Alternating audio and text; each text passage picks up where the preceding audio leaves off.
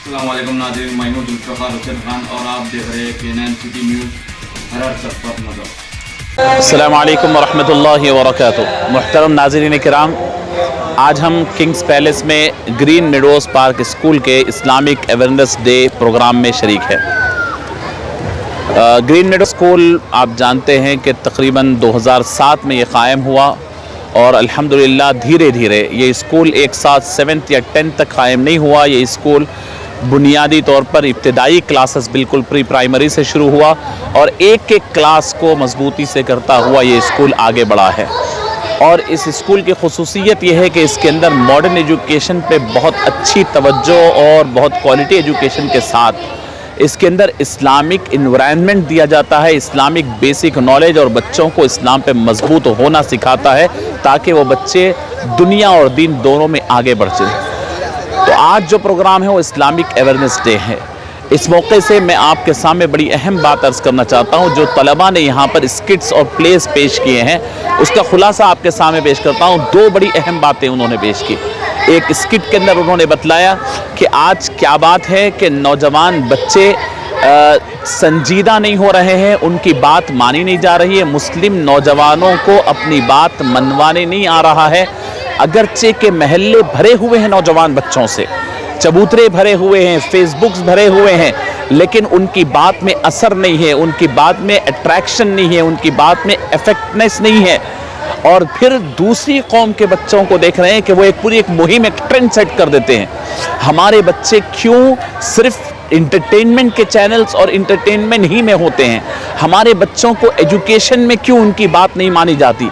हमारे बच्चों का कोई मकाम एजुकेशन के अंदर क्यों नहीं है? इंटरटेनमेंट में हमारे अगर मुस्लिम कहीं नाम आता है तो इंटरटेनमेंट में आ रहा है, इसके अंदर नहीं। तो यहाँ पर बच्चों ने पेश किया कि ये बच्चों की फ़िक्र, बच्चों का लिबास, बच्चों का दोस्ताना उनकी फ़िक्र पे अफेक्ट करता है। जो बच्चे फटे हुए लिबास पहनकर, सर पे चोटी डालकर, हाथों में कड़े पहनकर, गलों में चैन डाल करके फिरते हैं, वो खुद बतलाते हैं कि हमारे अंदर संजीदगी नहीं है। लोग उनके पास इंटरटेनमेंट के लिए तो आते हैं, दिल लगी के लिए तो आते हैं, लेकिन कोई संजीदा बात करने, कोई मशवरा करने, घर में हो या बाहर या मोहल्ले में, उनकी कोई इज्जत नहीं होती। तलबा ने यहाँ पर बतलाया। दूसरा बहुत अहम स्किट यहाँ पर तलबा ने पूरी सोसाइटी की एक नुमाइंदगी की और बतलाया कि हमारी सोसाइटी में अगर लड़की के वालिद के ऊपर क्या गुजरती है जब लड़की शादी के लायक हो जाती है। जब उसने शादी के लायक होती है, वो अगर बाहर किसी मुल्क साहब का बयान सुन के आके सादगी से बात करता है, तो सादगी से शादी की बात करता है, तो ख़वातीन कैसे रुकावट बनती है। लोग क्या कहेंगे, ये इतना भयानक और इतना इस सदी का, बल्कि इस वक्त का सबसे बड़ा जुमला है कि लोग क्या कहेंगे। इसके अंदर बाप को ब्लड प्रेशर हो रहा है, शुगर हो रहा है और उसके अंदर बीमार होकर गिर रहा है, रहन सेंटर को जाकर अपनी सालों साल की आमदनी में कमाई हुई घर को बेच रहा है, बेच करके किराए के घर में आ रहा है, फ्लैट में चला जा रहा है, जाती घर बेच रहा है, रहन पे रखा रहा है, और उसके बाद ये कि चंद हजार लोगों को खुश करने के लिए बड़े शादी खाने में शादी करने के लिए जा रहा है। इसका नतीजा क्या हो रहा है? ये शादियां वाकई उम्मत के लिए रहमत है, ये दावत रहमत है या जहमत है? बच्चे अपने एहसासात का इजहार किए, ये खुद बच्ची के वालिद के लिए, औरतों के लिए, आने वाले मेहमानों को उनके न्योते करने के लिए, उनके दावत में आने के लिए, लिबास बनाने के लिए, आने जाने के किरायों के लिए, फिर उसके बाद रात गुजार कर दूसरे दिन स्कूलिंग और दीगर स्टडीज़ पे जो असर होता है, इसका बहुत बड़ा खुमियाजा उम्मत उठा रही है, इस वक्त भी उठा रही है और आइंदा भी उठाएगी नस्लों की।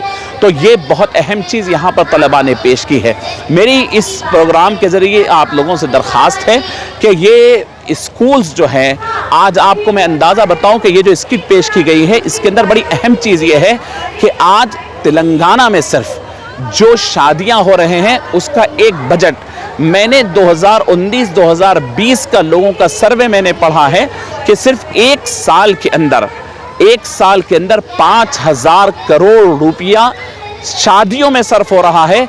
जो 5,000 करोड़ रुपया हम लोग हुकूमतों से मांग रहे हैं, हमारे नुमाइंदे मांग रहे हैं, हमारे लीडर्स मांग रहे हैं कि माइनॉरिटीज़ का बजट दीजिए, आप तो उससे ज़ायद पैसा सिर्फ शादियों में खर्चा कर रहे हैं। آپ کو کسی کی بجٹ کی ضرورت نہیں, یا تو آپ ترقی کریں گے اگر صرف اس بجٹ کو روک کر کے آپ کام کریں. تعلیم کے اوپر توجہ دیں, تعلیم پہ پیسہ خرچ کریں. یہ دور ہے کہ آپ ایک وقت کا کھانا نہ کھا کر اپنے بچوں کو پڑھانا ہے تو آپ پڑھائیے, ورنہ جس کے پاس تعلیم نہیں ہے اس کی سوسائٹی میں کوئی عزت نہیں ہے. اسکولز کو توجہ دیں, کالجز کو توجہ دیں. ہمارے اسکولز کی عمارتیں کرائے کی بلڈنگ میں ہے اور ہم لوگ 3-3 لاکھ 4-4 لاکھ کی ایک رات کی شادیوں کا خرچہ ہم صرف شادی خانوں کا کرایہ دیتے ہیں. میری درخواست ہے کہ اب اب نوجوان بھی اس بارے میں بولنے لگے ہیں, بچے بھی بولنے لگے ہیں. ہمارے پاس انقلاب آنی چاہیے, تبدیلی آنی چاہیے. گرین میڈوز پارک اسکول, کیونکہ میں بھی اس کے ذمہ داروں میں ایک ہوں, تو میں اسکول کے ذریعے اور اسکول کے طلباء کے ذریعے بھی یہ شعور بیدار کرنا چاہتا ہوں. اور میں امید کرتا ہوں کہ یہاں کے پیرنٹس اور یہاں کے اساتذہ اور یہاں کے طلباء یہ جو تحریک اصلاح کی اور پھر اسلامک اویئرنیس کی جو لے کر چلے ہیں, اس سے بہت فائدہ ہوگا. میں تمام پیرنٹس کا شکر گزار ہوں جنہوں نے بڑے صبر کے ساتھ اس پروگرام کو دیکھا اور بڑے خوشی کے ساتھ اس میں شریک رہے. اس کے اندر بہت سارے چیزیں تھیں. آپ دیکھیے کہ نماز کارنر بول کے لگایا گیا تھا. اس کے اندر آپ تھوڑا سا بتائیے, ادھر نماز کارنر بول کے وہاں پر اسٹال لگی ہوئی ہے. بتایا جائے گا کہ یعنی پیرنٹس آئر کے نام سے وہاں پر بنایا گیا ہے, کہ اس کے اندر تجوید کارنر کے نام سے کہ آپ تھوڑی دیر 2 منٹ کے اندر آپ کو تمام چیزیں بتلا دی جائے گی. ایسے تمام یعنی اسٹالز بھی لگائے گئے, فوڈ کورٹ بھی لگائے گئے, بہت ساری چیزیں یہاں پر کی گئی. میں گرین میڈوز پارک اسکول کے تمام اسٹوڈنٹس اور تمام پیرنٹس اور پھر تمام اسٹاف کا شکر گزار ہوں. اللہ رب العزت امت مسلمہ میں تعلیم کا شعور بیدار کریں, اور جو تعلیم پہ کام کر رہے ہیں رب العالمین ان کو سرخرو فرمائے. جزاک اللہ خیر. السلام علیکم ورحمۃ اللہ. گرین میڈوز پارک اسکول کا کوئی اور برانچ نہیں ہے, یہ کشن باغ پر ایک ہی اسکول. نحمده ونصلي ونسلم على رسوله وآله وصحبه اجمعین. اما بعد, مجھے بہت خوشی ہے کہ آج میں گرین میڈوز پارک اسکول کے سالانہ پروگرام میں شریک ہوا ہوں, اور طلباء نے جس اہتمام کے ساتھ اپنے مظاہرے پیش کیے مختلف زبانوں میں, انگریزی میں, ہندی میں, تیلگو میں, اور معاشرے میں جو خرابیاں ہیں اس کو ابھارتے ہوئے, اس پر نشاندہی کرتے ہوئے جس انداز میں انہوں نے پروگرام پیش کیا, اس سے میں کافی متاثر ہوا ہوں.